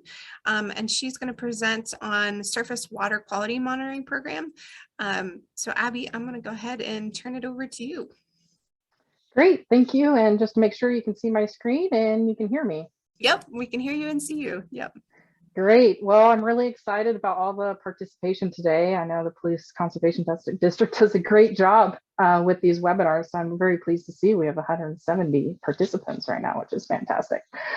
So yeah, I'm here today to talk about pesticides and water quality. And sometimes we're like, I don't want to hear about that, but I promise you there are some really good tidbits in here and some juicy details at the end. So please stay tuned. I have my my little agenda here for this talk, so kind of go about what we do at the Natural Resources Assessment section within WSDA. Go into what goes into those big, thick booklets that are attached to all those pesticide containers and how they get that big. And then going into some of the 2021 results that were collected in the Palouse region, and then some good current events at the end. So briefly, I'll get my phone up here just so I will make sure I keep myself on time. We're a research group within the Department of Agriculture. We are non-regulatory, so we are not people that will come out and give you fines or tickets or anything like that. We're here for your purpose, information for you guys, and to really get the most accurate data that we can. And you'll hear me say that once more. So we do a lot of other things, include soil health. Leslie Michael, you might have heard her name. Also, Joel Demery out of Spokane runs our pesticide usage program, and that is really important. And just right off the bat, in these risk assessments, a lot of time the maximum label rate is used in some of their modeling. So it's really important for us to know what is actually used. So it's a shameless plug for him. If you hear his name, please consider participating in some of his surveys about pesticide usage. So we exist basically because of some lawsuits that happened in the early 2000s. There's a lot of finger pointing about salmon as an endangered species in agriculture and how much impact agriculture was having on these endangered species. So here you can see a map of Washington. The areas that are in gray show evolutionary significant units of where salmon, their habitat is, and then we have our land use map overlaid. So a lot of people are seeing this like, oh, how much of an impact there is. And so that's why our group was formed, to really collect that data to answer that call for more information, so we don't have to rely on assumptions. So we're monitoring for water quality through the week. We have sites throughout the state, and we contract with Palouse CD to help collect samples in the Palouse watershed. We're usually going March through September. We're out there once a week, and there's 180 different pesticides that we're looking for in each sample. And that doesn't mean every one of those is being used in that watershed. We're just taking a really broad sweep of what's out there. And then the second point is that we're always at the bottom of a watershed. So we're always trying to get what is the worst case scenario. And secondly, we don't pinpoint anybody. These are huge watersheds. We're not trying to single out any certain person or farm or anything. So we're always at the bottom of the watershed just to get a general idea. So we covered our first of the few topics. Now we're going to go into risk assessments. I have my little diagram here. We're going to move through these. So the first thing to happen is that pesticide product registration, and that's when they come up with, and the registrants, the pesticide companies come up with, what does it work on? How much do you need? What crops does it work on? What pests or weeds does it work on? So that's where you're coming up with a lot of those things that you're seeing on the label, like how often you should or should not apply it. That is that in very brief. And now I'm going to take a little sidetrack into risk assessment. Drew earlier spoke a little bit about risk assessment, but I'm going to be explaining it in the context of pesticide risk assessments. And before we get to that, we're going to have a basic understanding of what this means. So when there's risk, there's always some exposure, and in this case, with chemicals, some toxicity, some hazard. Other people would call it hazard in other industries. And you can have a very little exposure, but a very, very toxic compound, and that'll give you some risk. And my example for that is warfarin. It's used as a rodenticide, so to kill other mammals. And it's also used as a blood thinner medication. I know there are some people in my family, my greater family, that they take warfarin or other related blood thinning products. And this is a good example because my husband actually did this, where you're only supposed to take one a day. It's a teeny little pill, one.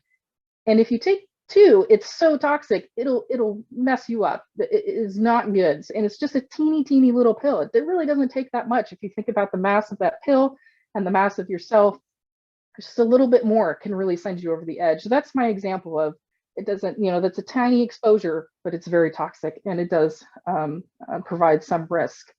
And the other end of things, sometimes you can have something that's not very toxic, you expose so much to it, you're still going to get that risk, and potential bad things can happen. And so my example for this is water. In some of my classes in college, and there have been examples of this for, like, yeah, let's have a water drinking competition. That shouldn't be bad. Well, actually, if you drink too much water, the ions in your blood get thinned out so much that those electrical signals can't be produced, and your heart stops, you can't breathe, and you're done. So it does actually happen. So it's the dose that makes the poison.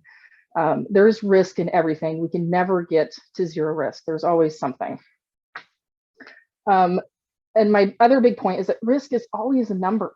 There are always calculations being done. And in this line of work, of course, we have concentrations in the water, and we have laboratory tests to compare those two. And yeah, it's always a number. Sometimes you see risk qualitatively, so it's like high or low, but remember, if there's a way to collect that information about exposure, toxicity, and hazard, there is a number associated with all this. What we see a lot is not a lot of people talk about the numbers, the percent chance or a probability of something happening. It's there, and most of the time it's calculable, but what really happens, and what we see in the news a lot, is this perceived risk, and that's not quantifiable. That changes from person to person, region to region. How much risk is okay, and that is the big question. It's not about getting to zero risk. It's about how much is okay. So again, our emotions, I'm making that box smaller, of our perceived risk. The number never changes, but what we think about that number can change. So there's a lot of other examples of risk assessments in other industries. Your car insurance, and again, this is all coming down, it's always numbers, and this is the game that we're playing. So they're looking at your number of tickets or something like that, your age, your credit score. That's a direct, it's all numbers, and they spit out a number, and that's basically a risk calculation of how reliable you are for paying your bills. It's a game we have to play. Now for pesticide labels, that number that gets spit out that risk assessment is like application rates. They can modify the application rates to reduce the risk to human health or the environment or the frequency or something like that. Again, there is that's a number that they're coming up with. And then what we're all so familiar with is like the 6-foot rule, right? So there's a rate of infection that they came up with. And of course, you're not going to hear the politicians talking about it because nobody wants to talk about how much infection is okay. It's not good. It's not good for their plan. But I guarantee you that those numbers are out there. But we talk about the 6-foot rule. So somebody made the determination that this is an okay amount of risk. And so they went with 6 feet. So some people might, well, it's 5 feet bad. There's a slightly higher chance, a slightly higher amount of risk there, and 7 feet would be a slightly less amount of risk there. But the decision makers, they came up with 6 feet, sounded good.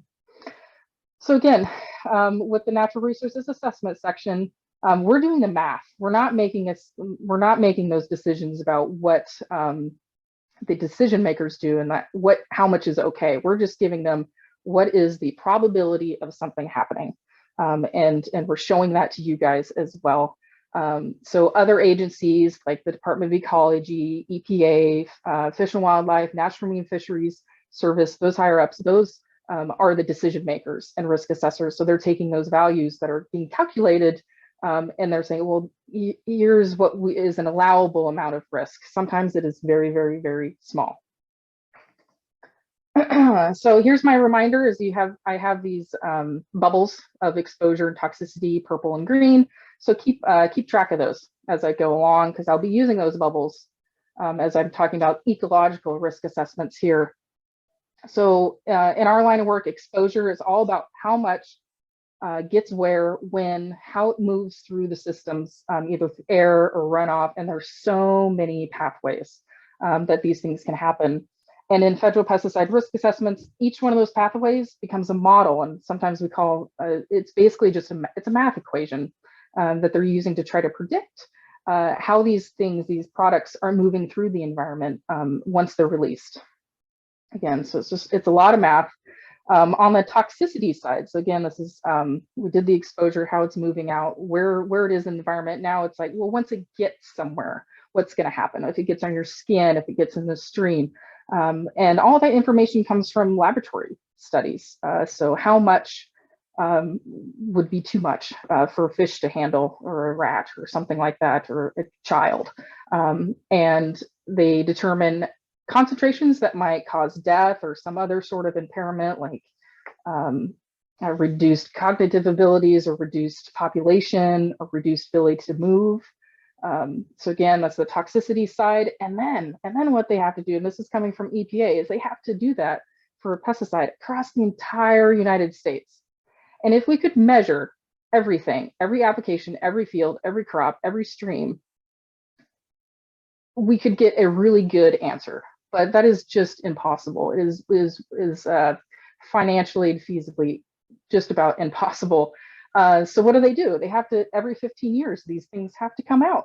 And they can't measure them all because it's just too much. So what do? They use computer models. They use those equations. They use the laboratory tests to come up with a probability of something bad happening if these compounds got out. And what is that probability? And is it okay or is it not okay?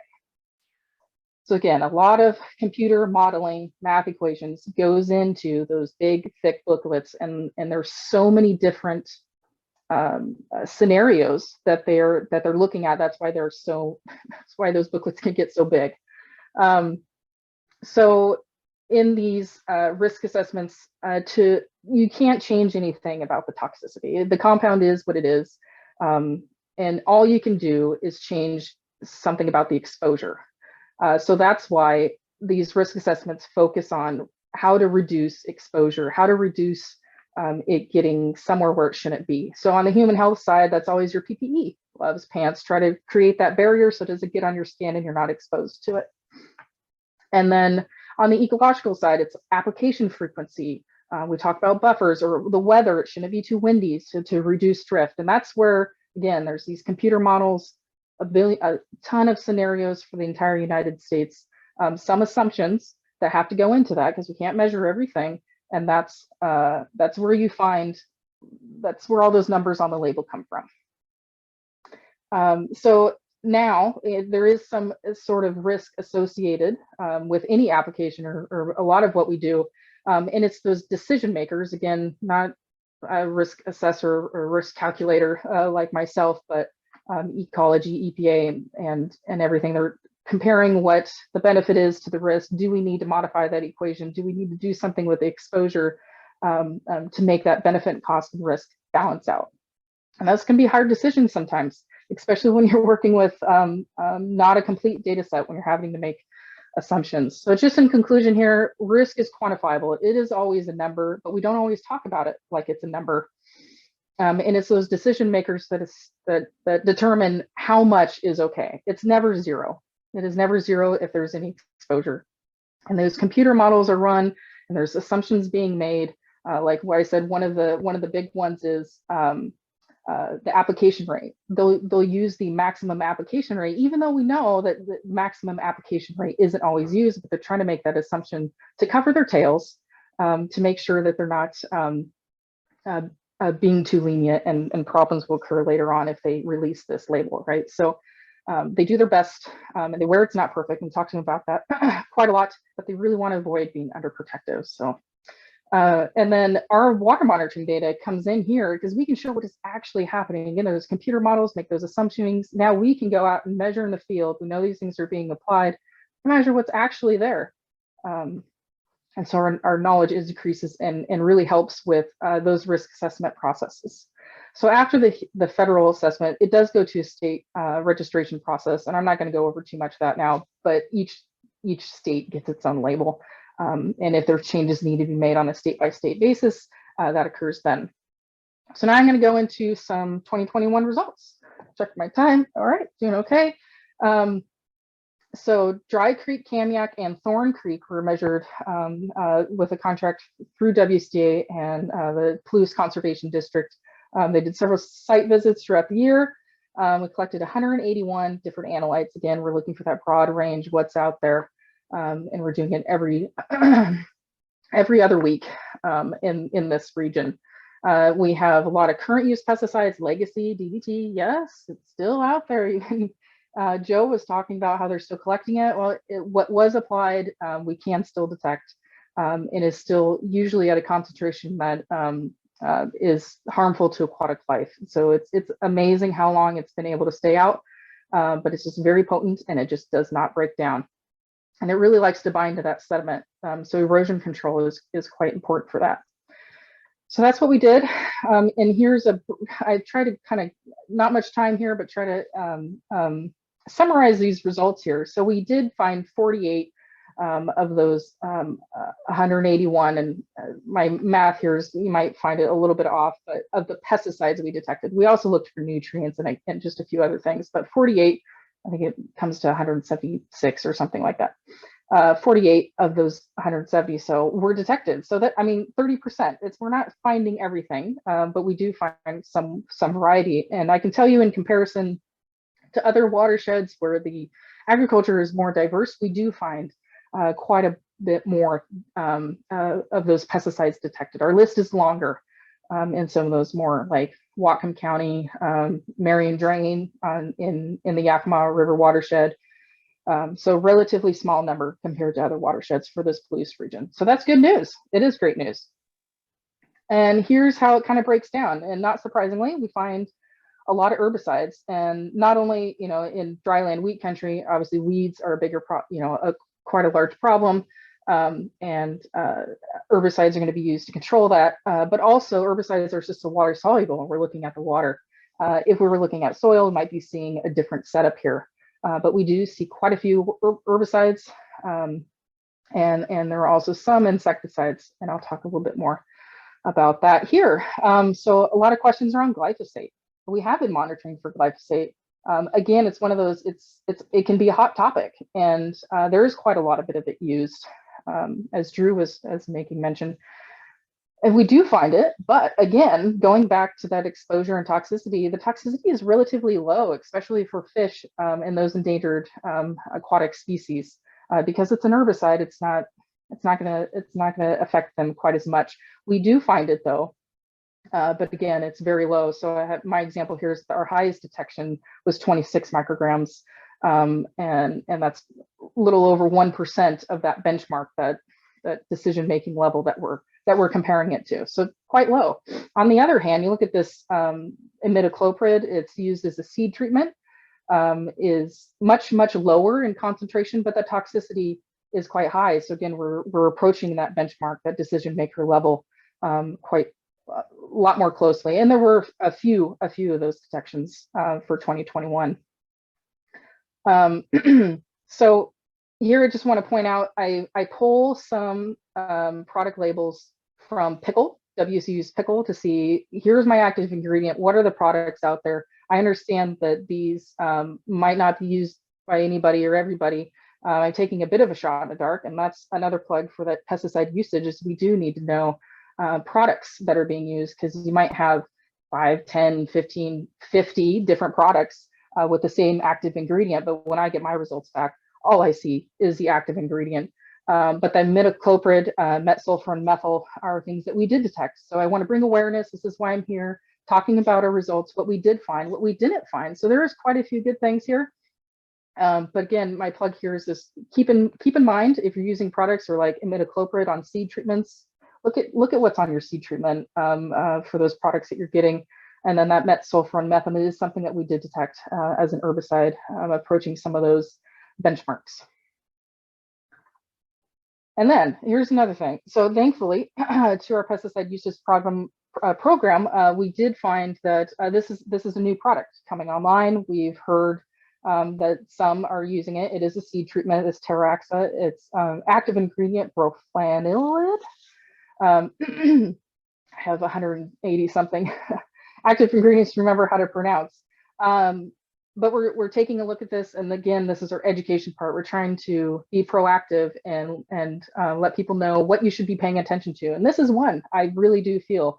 It's a newer seed treatment for wireworm. Again, it's a seed treatment, so you might find, oh, it's so little, but it stays around for a very long time relative to other insecticides. So 1 to 2 years. So if you apply it 1 year, or if it's in your seeds 1 year and you're applying it again, it's very likely that there's going to be quite a lot of that residual left in the soil. Again, it might not be active, it might not be able to perform, but it is going to be there. And because it does stick to that sediment. So my words of wisdom here is to pay attention to erosion control. Reach out to your local conservation district and do what you can if you find that your seeds have this product on it. Just be aware of that erosion control, because it's going to stick to that sediment, and that's how it's likely going to move. It's not going to likely be a drift problem or anything like that, and it's going to be around for a while. Not as long as DDT, but a considerable lot of time. And here's one picture I made. Again, I'm not using the right crop, but everything is good to the last drop. And we talk about all these different detections. You're like, they're so small, but guess what? Y'all paid for it, and it's going down the drain. It's not effective as soon as it's not effective for you as soon as it leaves your farm. So just try to be considerate of that, and realize that even if you can't, this is the hardest thing, you can't see it, you can't smell it, you can't watch it move off your farm. Maybe if there's some dirty water or something, but that's what I'm here for, to show you the numbers, to give an image to what's happening here based on all my looking at spreadsheets and grabbing water. So we do find it, and you guys paid for it. So do your best to calibrate, configure sprayer maintenance, and control that erosion. Again, reach out to your local conservation district to help you with that, and get to the best spot that you can. And then last resort, consider alternative products if you can. I only mentioned a few. This is actually a relatively clean watershed, but again, that imidacloprid and that metsulfur methyl is something that we did find. Okay, on to current events, doing okay. So this is Bulletin's live too. A lot of the, like I said, those computer models, there's lots of assumptions like, they're going to be using the maximum rate and the maximum frequency, da da da da da da da. So the one they recognize, National Marine Fisheries Service, EPA, recognizes that what goes on the label really can't, it's very hard for it to be realistic for a lot of people across the entire nation or across an entire state. There's just so much variability. So there's been a real good push to try to make labels more better applicable to smaller regions to make more sense instead of making these broad restrictions over like an entire state. So this Bolton's Live 2 is their answer to that. It's being used a little bit so far. There's not any in Washington. I just pulled this recently that I can see.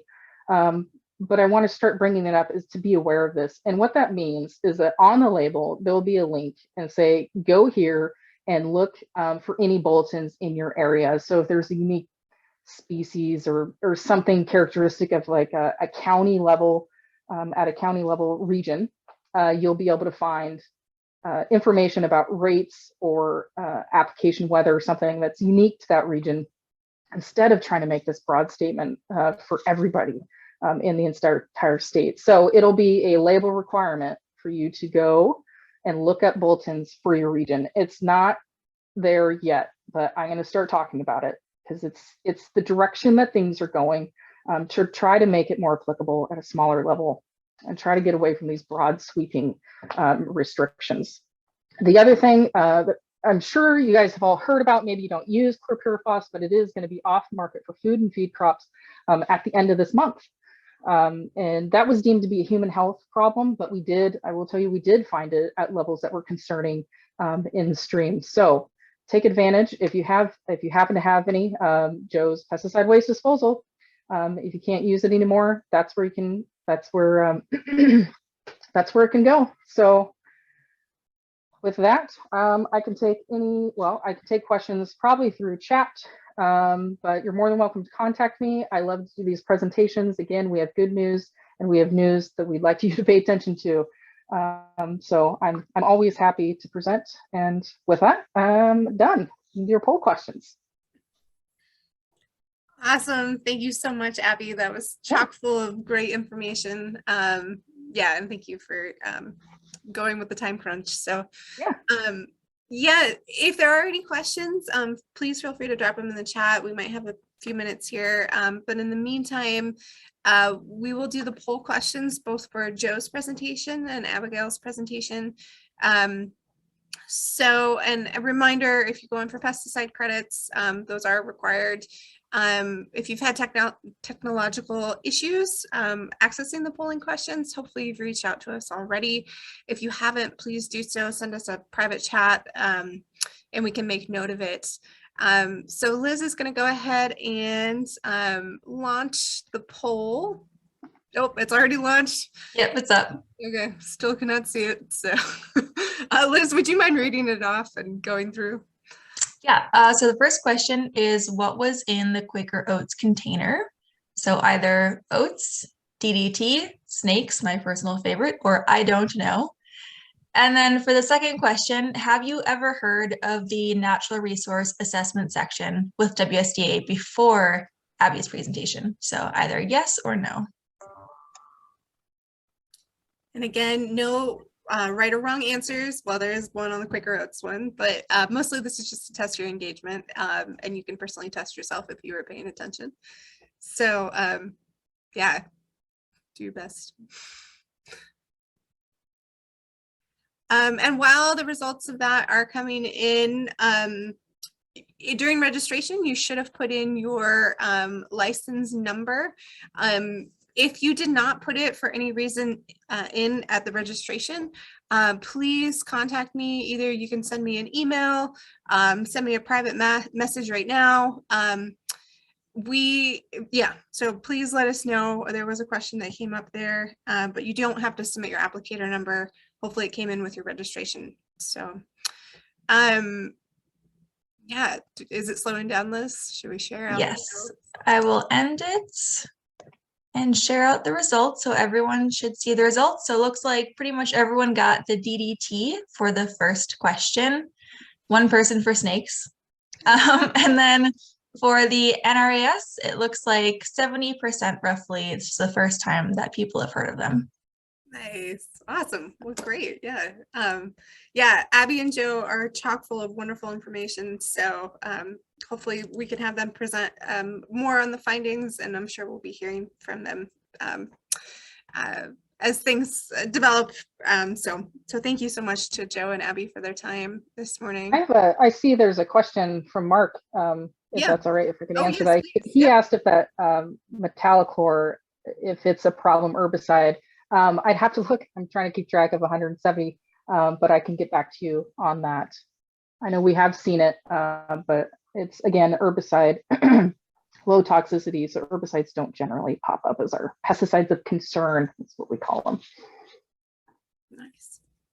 Awesome. Thank you for catching that.